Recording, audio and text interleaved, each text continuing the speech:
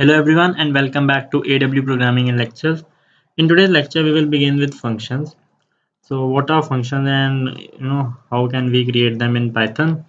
A function is a block of you can say organized reusable code basically made to perform a single operation. Uh, Basically it means we can use it again and again and it performs some function. So let's just create a function. So the syntax is you need to use def for defining. So you write def for def, then you write greet. It's not mandatory to write greet is just the name I have chosen. You can also write name over here, anything. So let's write greet.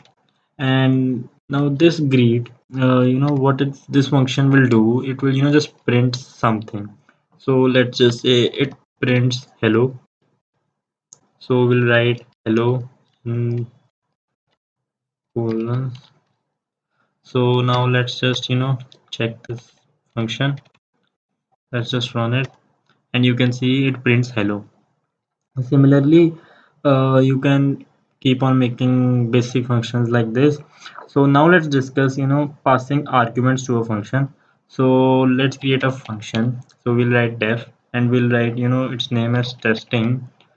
So we'll write testing and it takes something as argument. So let's just enter text just to make sure that it takes text. So now let's write print and in it we can write you entered. Basically we'll just keep repeat the text the person entered. So we'll write you entered and now we'll write text over here, and in this way a function of testing is created. Now let's test the function testing. So let's write testing, and in testing let's write something. So let's write I love Python.